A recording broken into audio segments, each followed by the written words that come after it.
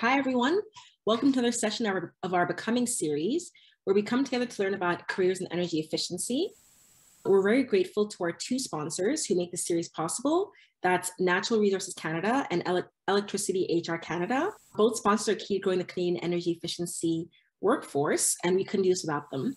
The Becoming series is where we meet leaders in the sector and hear their story of how they got started, what skills are important for their specific role, and advice they have for people looking to follow in their footsteps. I first want to start this event with a land acknowledgement. I live and work in Montreal. I was located on unceded Indigenous lands. The Ganegahaga Nation is recognized as the custodians of the lands and waters of Jage, otherwise known as Montreal. I invite you to learn about the land you're on and deepen your understanding of the history of the nations whose land you live and work on every single day. On the call, we have Chloe Baptiste from Efficiency Canada, who's going to be working on becoming with you guys moving forward. And then we have Ruvi Mugara, who's going to be our guest speaker today. Ruvi believes we all have what it takes to make it in the world and make the world a better place. And she proudly advocates for what it takes to get there. She's an expert at identifying opportunities in the realm of energy efficiency. She talks about the experiences she's gained from working with youth and adults with disabilities and shares how this helps her communicate the importance of strengthening sustainability efforts and behavior for all. Ruvi currently works as a program manager at Thinkwell for Efficiency Nova Scotia programs. She believes that guidance and encouragement can go a long way in creating change for the better. As a manager at Thinkwell, Ruvi explains how she uses this approach to connect with her team and shares techniques and strategies that help put her team first. Ruvi, I'm going to give you a second or give you time to introduce yourself. And thank you so much for joining us today. Thank you, Tseli, and thank you, Chloe, for having me today. Like Tseli said, my name is Ruvi Mugara. If you're listening and you're like, what is that name? Never heard it before. I'm actually originally from the country of Zimbabwe. If you know where it is, put your hands up in the chat or where you can talk to us. Let us know that you know where Zimbabwe is. That's where I was born and I grew up there. And then I moved to Canada when I was 19 years old, so quite young. Decided that Canada was where I was going to go and I was very excited to go there. So I came here for university, straight to Halifax, Nova Scotia. Prior to getting to Halifax, had never heard of it. Honestly, the only places I knew in Canada were Toronto and Vancouver. So when my dad was like, you're going to Halifax, Nova Scotia, I was like, that's a real place? Okay, cool, I'm heading over there. I headed over and I came to St. Mary's University to do my undergrad in psychology and with a minor in biology. When I came here to university, I actually had no idea what I wanted to do in life. I just knew I was coming to study, like all of us do. We're kind of like school is the trajectory we're on. You go to elementary school, then high school, and you're like, okay, what else do I do now? And most people encourage graduate or undergraduate education. So at that point, I was like, I'll take something that I would somehow enjoy. And psychology was the thing for me. When I actually came to Canada, my parents wanted me to do an engineering degree, but I just could not focus on it. I just couldn't keep my head down. So psych was where I ended up doing. And I loved doing psychology. I loved the essays that were involved. I loved learning about the human mind, human behavior, looking at how we impact each other in the world. I just started falling in love with people. So after that happened, I graduated from SME and I worked with adults with intellectual disabilities. And that was like a good time in my life for me to figure out what I really wanted to do. So when I was working with adults with intellectual disabilities, as you might not know, or you may know, it's a hard job and a hard field to be in because you just don't know what's going to happen. Every single day is absolutely different, especially if you're working within their home. Their safe space, that is where they should come and feel comfortable and walking into your space and being in the way, but there to support them. So each day was very different because I had to learn how to support these individuals.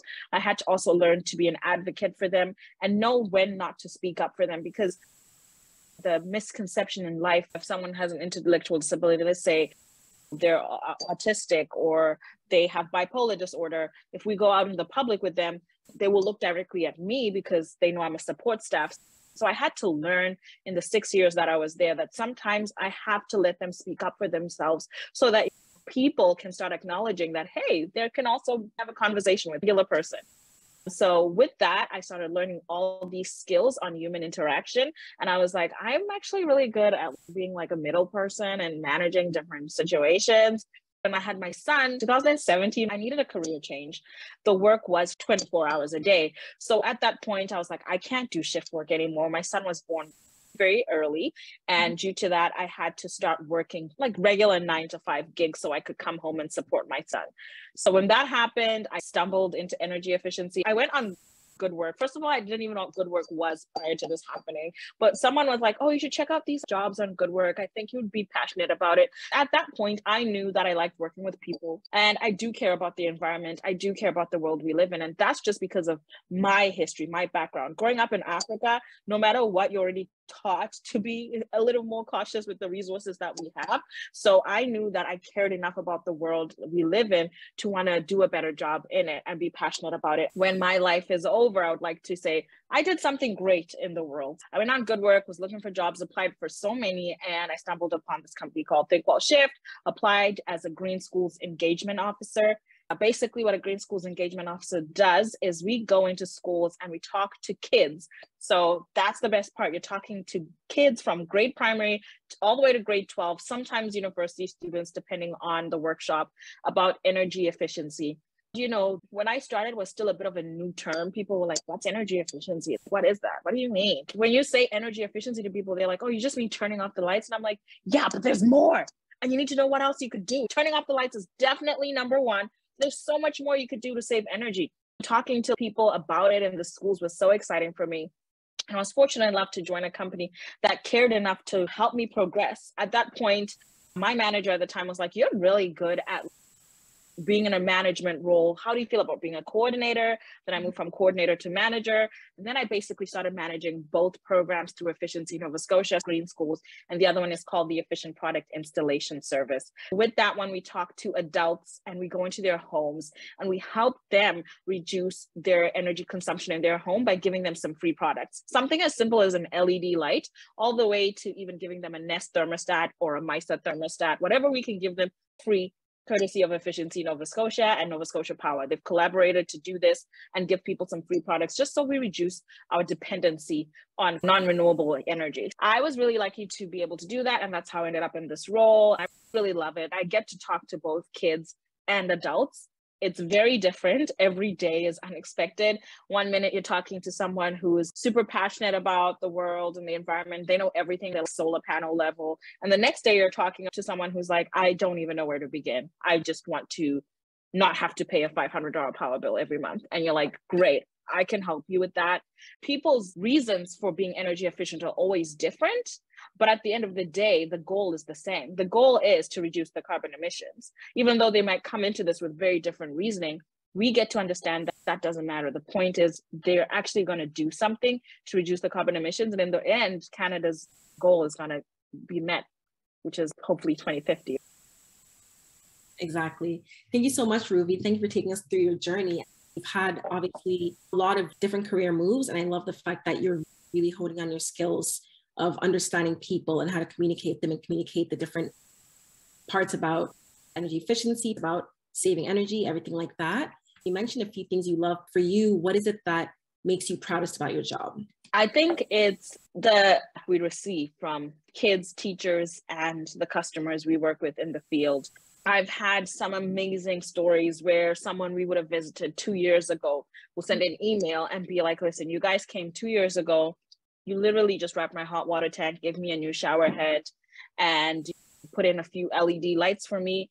Since then, I've been able to actually continue to live in my home. There was a point when I didn't think I could afford to live here anymore. I was house poor, and now I can afford to live here. So these success stories are what motivate me to keep going. We're actually helping people. Also the change aspect, because once someone tries something, they end up actually being able to try something else. I feel like, okay, now I know that I should turn off lights. What else can I do to save energy? It's a progression. Like once they start somewhere, they just progress. They don't go backwards, they go forwards. That behavior change is what I'm really, really into. There's this misconception that adults are really hard to work with. There's that whole thing, you can't teach an old dog new tricks. I disagree 100%. I think everyone can learn new tricks, no matter how old you are. And it is really good to talk to someone, let's say 65-year-old Brenda from Yarmouth, Nova Scotia, who's like, listen, I don't know anything about anything. If you teach me, I'm willing to learn. A few months later, and she'll be like, yeah, I'm doing all this now.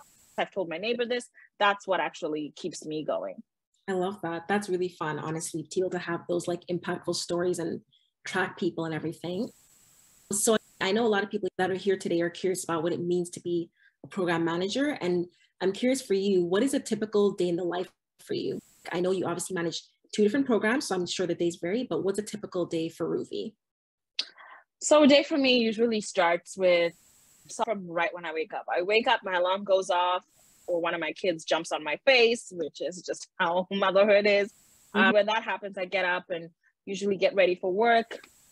At that point, I'm usually already getting emails or texts from my team. So the people I supervise, the people I manage. I have a field team that goes into the homes and does the work for our customers. They're usually checking in like around 8 o'clock. Hey, just wanted you to know I've already tried to contact this customer. They're unavailable today, has to be rescheduled. So I'm already getting a lot of information from the jump. I get to the office, I usually sit to go through my emails. I just have to prioritize what needs to be looked at first. Lots of great different websites you can use for support. Monday.com is one of them. Slack is another. Whatever you use where you figure out how to prioritize your inbox, because it can be overwhelming as a manager where literally everyone is coming to you for direction or information. So I try to prioritize when I wake up. It doesn't matter that I have 50 emails. I can get through them today. I just need to figure out which one I want to go through first. And I figure out which one is best. I go from red to yellow. Once that's done, I'm available to check in with my team.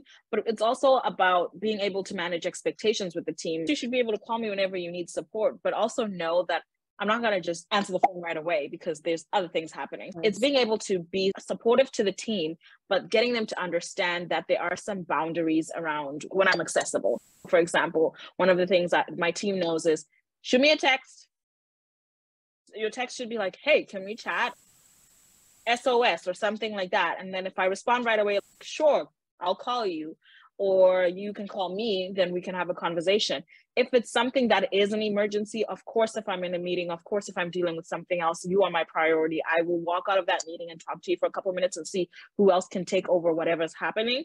But if it's not an emergency, then it's send me in an email, please, whatever it is, I need it in an email. So it's a lot of like trying to direct people throughout the day. And then also just trying to figure out a lot of different partnerships. So important when you're a manager to continue to network. Who do you know? Who's in your circle? Continue to grow your LinkedIn profile, continue to follow different people on LinkedIn, connect with people. That's how you grow your network, especially where I live in Nova Scotia. I'm far from BC, but doesn't mean I shouldn't try to get to know someone in BC because we can cross collaborate. I think that's the one thing that my day is mostly networking on LinkedIn. My LinkedIn profile is always open, and there's no shame in having your LinkedIn profile open all day long, because that's the number one place people actually coming to check for you in the professional world. They're not really checking for you on Facebook or Instagram. Sometimes I keep my notifications open there. So if I get a little ding, I'm like, oh, someone's looking for me on LinkedIn. It's a great way to network, especially right now where a lot of us are now virtual. It's a good way to network with people without having to go to an event or something like that. And then at the same time, like I said, supporting the entire team, whether it's through the phone, whether I have to run out of the office real quick because someone has a flat tire and I have to go figure out how to help them with that. Whatever it is, I'm constantly just doing different things throughout the day. And at the end of the day, I sit down for 30 minutes and say, okay, what did I accomplish? What did I not manage to accomplish? And that should be my first priority tomorrow. So at the end of the day, I need to regroup and be, okay, I did this and this, but I still didn't manage to do this. And then shut down the computer. But it is hard as a program manager to detach yourself and end your work day. It always feels like you're working all the time. It's important to have a good work-life balance and just cut it off here for today and be done with it and focus on yourself. You mentioned like the need to set those boundaries and cap your day at a certain point. How do you inspire your team to do the same? What's your strategy as a manager to get your team to also feel comfortable to end their day at a certain time? I remind them about their mental health is important. They're not beneficial to our company if their mental health isn't great. If they're not in a good place mentally, they're not benefiting us in any way. And what happens a lot is a lot of people don't actually realize that the number one reason we're stressed a lot is finances or when work is really stressful. If that's the case, then I always encourage my teammates to end your day early today. Sometimes I'll get a call from one of my teammates and they're like, oh, I walked into this home and this customer was very upset about this and I didn't do well and I'm really upset right now. I'm not in a good place. I'm like, okay, are you in a safe spot? Are you not driving while you're talking to me? Yes, I've pulled over. Okay, do you just need to talk it through? We'll talk for 20 minutes. But if I feel after 20 minutes, there's still in a place of anxiety, at that point, I'm like, okay, I actually think we're going to cancel the rest of your day and you need to go home. You do what's best for you. It's constantly reminding people to have that work-life balance and take those breaks. Then also reminding them to check in with other people, because a lot of my workers are remote. They're by themselves a lot, and you're entering into homes, you don't even know these people half the time. So it's constantly checking in. Just because you are working alone remotely doesn't mean you have to be alone. We now live in a global world that is completely accessible. Tech is number one. So text me, call me, text your coworker, check in. I believe in virtual coffee dates. If someone needs a virtual coffee date with their coworker, send them a message. Do you want to have a coffee at 10? Absolutely agree with you on that. Okay, so I love how you share about how you're able to motivate your team and make sure that they take care of themselves. I'm curious about generally in your career, who really helped or impacted you on your career journey? And that can be either mentors, believers, or haters. Yeah, I think I have one of each. Mentors would be my father. Father is an entrepreneur. Dad started it back in Zimbabwe in an industry that is very much government owned. So my dad has a diamond polishing company. And in my country, it's not a democratic country. So the government owns everything good. Anything resource, they want it. My dad had to work really hard to get his name out there. Watching him just work as hard as he did, he was my mentor. When I started getting into positions, working in positions of leadership, I would reach out to him, even though he's all the way back in Africa, and be like, okay, I'm dealing with this situation. How would you deal with it? He has very good HR skills, so he was able to help me out with that. Haters, mostly just people who don't think women should be in positions of power. I find, even though it's 2022, some people are still living in 2009 or even pre-2009, maybe 1999. Indians are nice. So they're not like rude. They're not in your face about it, but they say snide remarks like, oh, are you who I should be dealing with? Yes, it's me. Who do you think you should be dealing with? So it's constantly having to check people who are trying to have these really undermining conversations. I do find that it's actually more women than men who are shocked that it's a woman talking to them. I find that has really pushed me, and I've learned to not take it to offense 100%. I'm always like, okay, I understand your thoughts on it. I understand how you feel about it. And it's really good to never, ever take things personally. Some people are really stuck in their ways. You don't ever know what someone's background is like, what they've dealt with 2 minutes ago. So it's good to always check myself and be like, don't come from a place of anger. You have no idea what this person did before they called or before they came into the office. Like, you have no idea what their life is. And so always respond in a place of kindness. It's not always easy. I'm not going to lie. It's not always easy. But that motivates me to be like, okay, I struggled with that situation over there. I felt lots of anger. If I find that I keep thinking about something over and over again, I know that it's really affected me. At that point, I like writing things down. I write things down every time. I try to write down different scenarios of the conversation and be like, okay, this is a learning for me. Next time, this is how I'll try to have this conversation if it ever happens again. That helps me learn how to deal with people in a management role, whether it's whoever it is that I'm talking to. I always have to see what part I played in a conversation that didn't work out. I love that, doing the self-assessment and making sure that you're seeing the other person's side of things and why things might have gone otherwise. I love that. I'm curious about this thing you touched on about sometimes having a lot of women be surprised that you're the go-to person. Do you feel like any part of that might be the fact that the energy efficiency sector is so male-dominated that they're used to dealing with a man in those kind of things they call you guys for? I think 100%. I know when I became the manager of specifically the Efficient Products Installation Service, we're dealing with a lot of people in rural Nova Scotia. They're used to fishing areas, coal mining areas. So they're used to dealing mostly with men. When they're talking to a woman, they say, oh, I'd like to talk to your manager, please. And they transfer the call and it ends up being a woman. It throws some people off because they're like, wait a minute, what? I'm so confused. Industry is predominantly male. There's lots of women starting to pop up. There are some people who get really excited to talk to women. I find we live in a microwave society that needs the correct answer from the correct person. Everything is asked. It does get challenging, but that would be the reason is I think it's just there's way more men in this industry than women. Curious, following up on that, are there support systems that you found for yourself with other women that are in the same field as you and other women that are program managers, for example? Or do you feel like it's still very difficult because there's so few of you guys?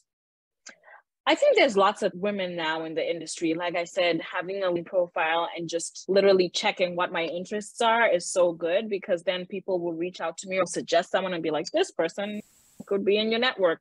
I think that's been very helpful, because I've been able to start learning from different women who are doing different things, from people who I've gotten connections through the NSCC who are teaching about solar or about how to do a blower test or whatever it is. So I'm talking to different women all the time, all across Canada in these positions. And I think I've been lucky enough to just always have this sort of like network since I've joined. The president of our organization is a woman, so she knows way more women. She's been in the industry longer, so she introduces me to different people, which has been fantastic. I think if it was a little different and my president had been male, I think I would have less connections, just because it is who you know in this industry.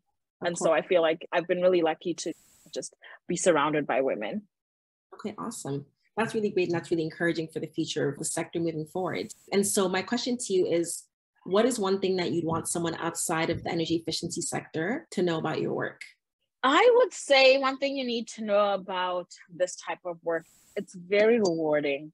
I know when people speak about energy efficiency, they only think about the stats and the numbers and the zero emissions. When they hear energy efficiency, they're just thinking federal government stuff about it, but not really considering just how rewarding the career can be.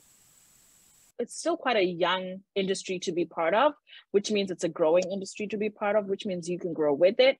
And because you can grow with it, your career can grow with it. So if you are worried about the job being not as much pay as, for example, working in an oil industry, just know that as time moves and Canada is moving towards a net zero economy, we might actually be able to make the money if that's what you're pursuing. People are the number one resource we have across the world. The only thing we all have in common is each other. The only thing we have in common across the globe is each other. We all look the same, sound the same. We all have the same body parts. So we're all the same. So imagine just how many people you're going to work with in an energy efficiency. It's so good, because as we are learning ourselves all about it, we're also passing on the learning to other people through teaching, which then helps the industry grow and grow. So I think it's so rewarding. And if people are like, I'm not really sure what I'll get from it, for sure, it's all the human connections. It's people, like I said, people calling you and being like, you've changed my life with just helping me, whether you help them install solar panels or you help them insulate their home. You are actually helping someone change their life through something that's actually not talked about a lot. It's so hard. A lot of people are struggling to stay in their homes because they cannot afford the heat. In Canada, we use a lot of energy to heat up our homes. That's what we're known for. We're a cold country. So we are heating up our homes majority of the year. With energy efficiency, we're actually able to take some of that money and use it towards other ways of keeping our houses. That's true. And so I'm sure people are wondering, in terms of working in the sector, are there any certifications that you'd recommend or any training programs for people to better understand what they could do in the sector if they were to aspire, for example, to be a program manager? For sure. There is a program manager certification that you can take. I think it's a year course or so across Canada. Literally, you just do it online. Most universities and colleges offer it.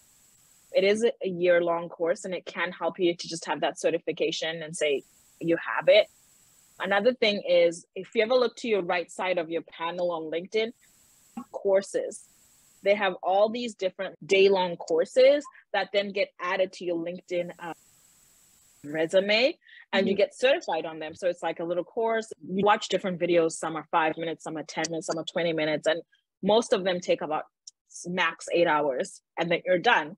And you get certified and it comes onto your profile. You do have to pay for these courses, of course, but it's so helpful if you're just looking to have more stuff on your resume to help you get into like program managerial field. Obviously, there are some program managers that have to have an engineering background as well, because you do need to go on site and be able to know who the heck you're managing. So it depends specifically on the role or the organization that you're joining. But I would say having an HR course is also good. My university, St. Mary's University, had an HR certificate, so a human resources certificate.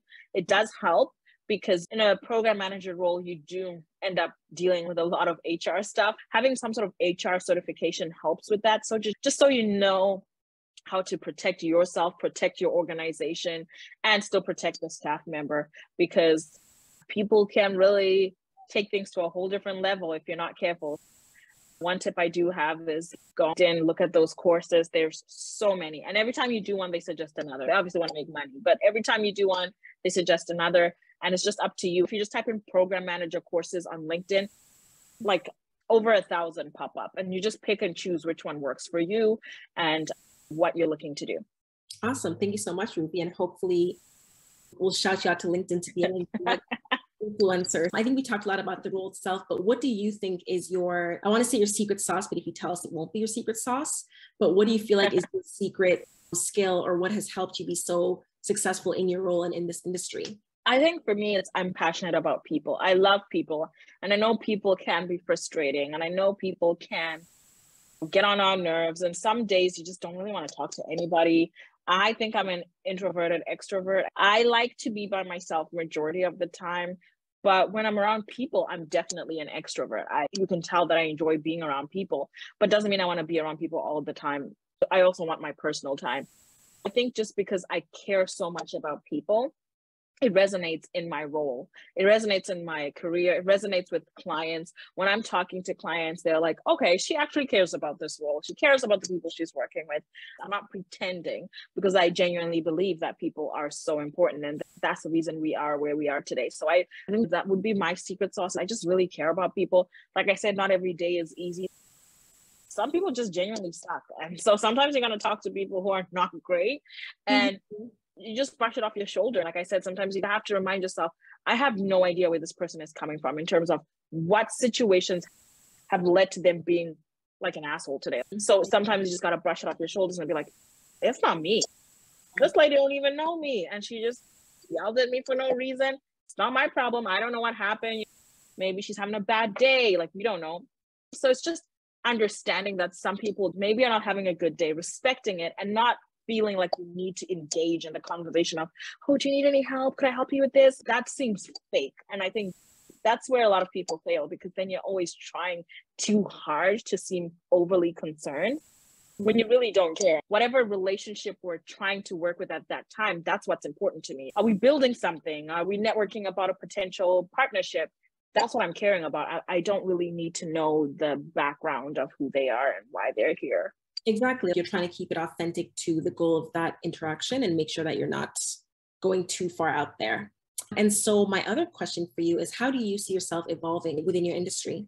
I think within this industry specifically, I see myself evolving into a role of a more directorish role.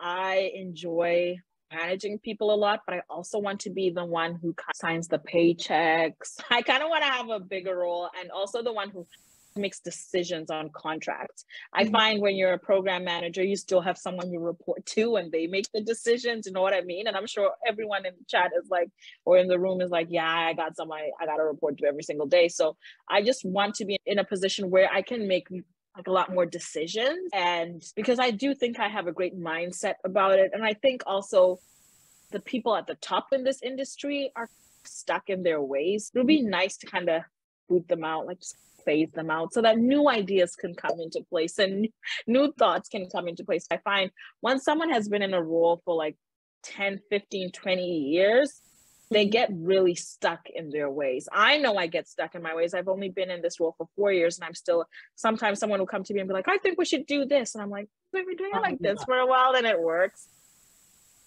I feel like it's always good to evolve, and even for the higher ups to also evolve and let new meat in that also has new ideas and can help the sustainability sector in Canada, because we're going in the right direction, but there's some people at the top who are holding us back from getting where we need to get.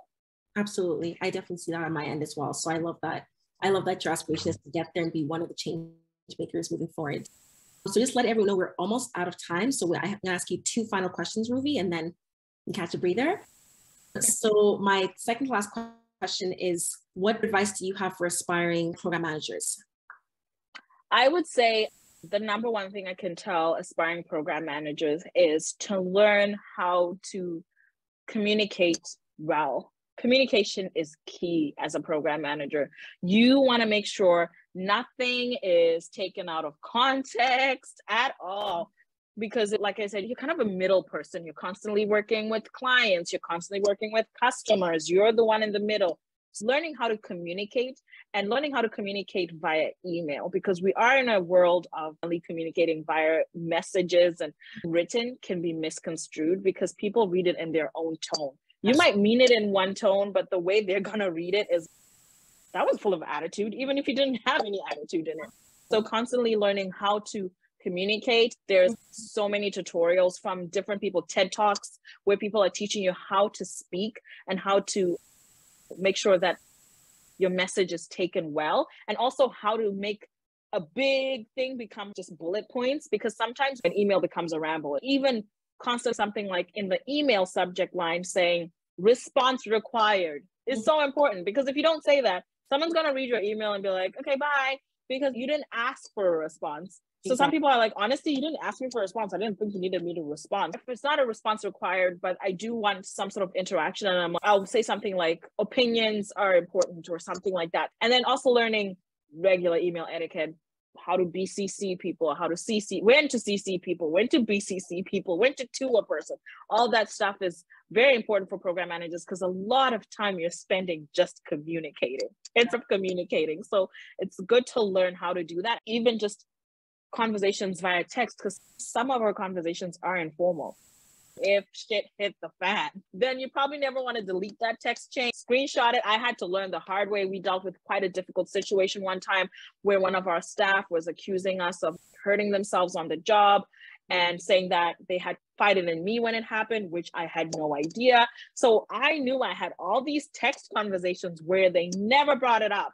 So it's good to take any situation where you're like, I'm not really sure how this is going to end up. You can always tell with the interactions you have with a certain staff member if they're going to be a little bit of an issue, and just protect yourself, protect the company that you work for, and protect your clients as well. So it's very important to just learn how to communicate in this role. Awesome. Thank you so much, Ruvi. And so my final question is just, where can people find you and learn from you? I know you mentioned LinkedIn, but are you comfortable with people reaching out on social media, on email? What do you prefer? I say both. Like, I'm fine with people reaching out to me on social media. My name is just Ruvi Mugara. And then my email, it's ruvi@thinkwellshift.ca.